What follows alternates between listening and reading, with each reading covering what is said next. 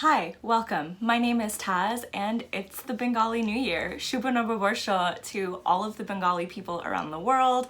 Happy New Year. So since this is the space where I talk about everything bookish, I wanted to talk about the rise of Bangladeshi authors and voices in traditional YA publishing, especially because not one but two Bangladeshi authors are releasing books next month. And I do want to say that even though I came up with this idea on my own, when I was kind of doing research for this topic, I came across a really great blog post by Adiba Jaigirdar, who is the author of The Henna Wars, where she discusses exactly this topic. So I'm going to link her feature in that blog. I think it's the Chasing Fairy Tales blog in my description bar below, so definitely check that out because she articulates a lot of things in a way that I really, quite frankly, couldn't. With that being said, let's jump right into the video. So in 2019, I read this book and my life literally changed forever. That sounds dramatic, but hear me out. I was visiting my Nana Bhaiya, or my maternal grandfather, in Dhaka, the capital city of Bangladesh, 1 year after my Nanu Apu, my maternal grandmother, passed away. The overall atmosphere of being in Bangladesh, harboring my own secrets, missing my own grandmother, it was a lot, and it was kind of gratuitous that I read this book right during that time. I read the book, I read it again, I cried a lot, and when I got back to the States, the first thing I did was recommend the book to literally all of my friends. It wasn't until I read The Love and Lies of Rukhsana Ali that I really even thought about my own experiences as a Bangladeshi American being represented in traditional publishing. I'd never even imagined the possibility of Bangladeshi stories being books that I could open and read and love. And by the time that I read The Love and Lies of Rukhsana Ali, which was the first one that I'd ever read, I was already grown at that time. Growing up, I didn't have a lot of YA contemporary stories that really resonated with me. The YA contemporary authors that were the most prevalent during this time, and I'm totally aging myself here, but it was definitely the John Green, Sarah Dessen, Susan Colasanti era of YA contemporary fiction. Diversity in publishing, didn't know her. I didn't even know that it was within the realm of possibility. So I largely just didn't even bother reading contemporary stories, opting instead for fantasy or science fiction, where it was a lot easier to imagine myself in a story as a main character, even if that main character wasn't necessarily of my background or had brown skin. But it was easier to imagine someone who looked like me in those places because of the overall fantastical element of the world building and having it be removed from our world. And I opted to not read those stories mostly because they were largely white and centered around white experiences. The situations, experiences, and emotions that are elicited in that genre of YA contemporary fiction was never something that I could really relate to, because those situations and emotions and experiences were not something that were largely comprehensible by me with my lived experience. And I just want to reiterate that this is going to be centered mostly around my experiences growing up as a Bangladeshi American. I by no means speak for the Bangladeshi diaspora as a whole. There are like 7.5 million of us spread around the globe, and that doesn't even begin to encompass the amount of actual Bangladeshi people who live in Bangladesh. So this is just one girl's experiences and thoughts, and by no means representative of the larger diaspora. I think most Bangladeshi folks can relate to their identities being swept away as either Indian or Pakistani. Bangladesh is a country that's just basically India. Or arguably worse, since these are jokes that are, most prevalent within our own South Asian community, Bangladesh is still that country that's just East Pakistan. Now, there's a lot to unpack there. Not limited to erasure and the fact that Bangladeshis faced genocide at the hands of the Pakistani army during their quest for liberation. Our parents and our grandparents carry actual war trauma that is largely unprocessed nor realized due to the extreme stigma that mental health discussions have within our culture. And all of this happened really recently. Bangladesh as a nation just turned 50 years old. And this is exactly why representation matters. I think society views representation as shaping how others see us, but that's only one part of the discourse. It also shapes how we view and value ourselves, especially as a younger child. It validates us, it makes us feel respected. And that's a piece of the conversation that I just wish was talked about more in the discourse about representation.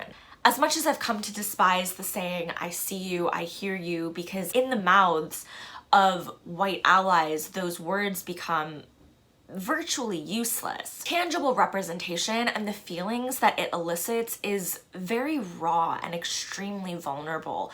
It takes those words, I see you, I hear you, and it genuinely makes you feel seen. It makes you feel like your lived experiences are valid. You're not the only one who's going through this. You're not alone. I want books like The Henna Wars telling me that the queer Bangladeshi experience is not an experience limited to just me, or even something to be shushed away. I want books like Counting Down with You validating my white boy crushes, as frivolous as that might be. I want books like both of these stories that inspire me to find my own way despite the culture binary that I grew up in, so that I'm not drowning in depression or loneliness. So, since it's pohela boishakh and I'm wearing my pohela boishakh red and white, I just wanted to, kind of briefly talk about representation and my experiences being seen as a Bangladeshi American growing up,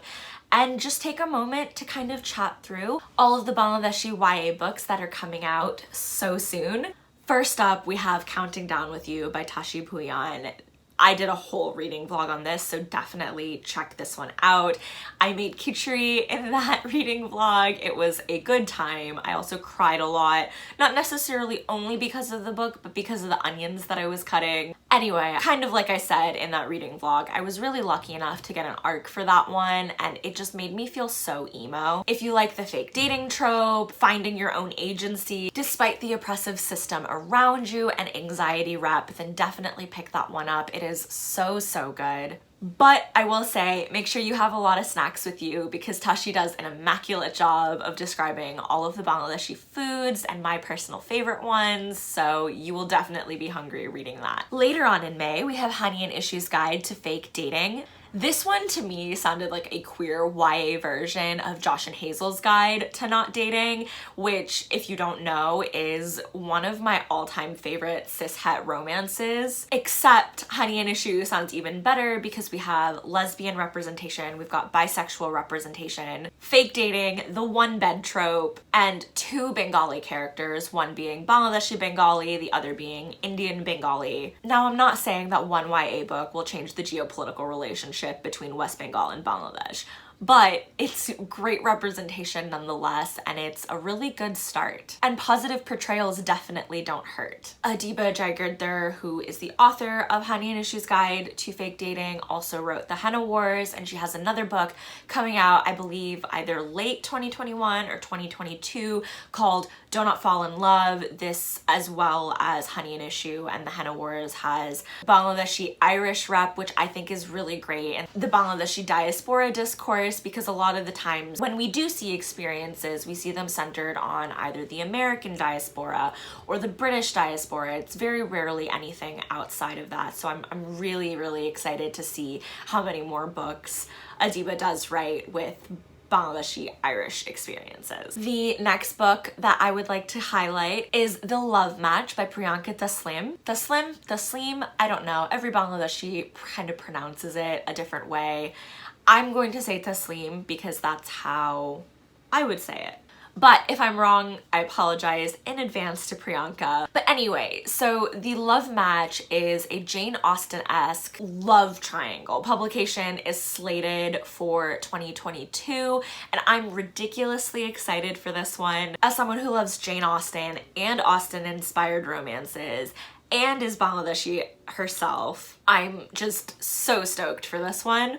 You tend to find that in the Austen retellings, there's a lot of stories that are centered mostly around Indian or Pakistani retellings of Jane Austen stories. And so this is the first that I'm aware of that has Bangladeshi main characters. Oh, and that's another thing. The cast of The Love Match is an all Bangladeshi cast, and that does so much for representation. I'm so excited to get my hands on this one. But in the meanwhile, until these books are released, I would implore you to pick up and check out other books that are already released by Bangladeshi authors. I've, of course, already mentioned The Love and Lies of Rukhsana Ali. Please consider picking that one up. It was a really heart-wrenching story about a Bangladeshi American teen who is a lesbian, who was caught by her parents, who are traditional conservative Muslims, kissing her girlfriend. And it really discusses what it means to be queer as a Bangladeshi girl. Or you could pick up The Henna Wars by Adiba Jaigirdar, which is about a Bangladeshi Irish lesbian who has made the decision to come out to her parents. Kind of in the midst of all that, she starts a henna business, and her crush at school, who is an artist, also then gets inspired and starts her own henna business. It covers the topic of cultural appropriation in art so well, so I would definitely recommend you pick up not just The Henna Wars, but also The Love and Lies of Rukhsana Ali. But that's it for me. If I missed any Bangladeshi diaspora authors, please let me know. I've sort of been on a quest lately to find all of the Bangladeshi diaspora authors and add them to my TBRs and or read them immediately. So if I missed any, please just let me know in the comments below. Happy New Year again to all of the Bengalis around the world, and to all of my fellow Muslims, Ramadan Mubarak. I hope you are all doing amazingly well and having a wonderful morning, afternoon, evening, or night, just whenever you're watching this. Thank you so much for joining me and being here, as I just kind of had a moment of extreme emo where I just talked about, you know, feeling seen and the importance of it. Anyway, I will catch you all in my next video. Bye!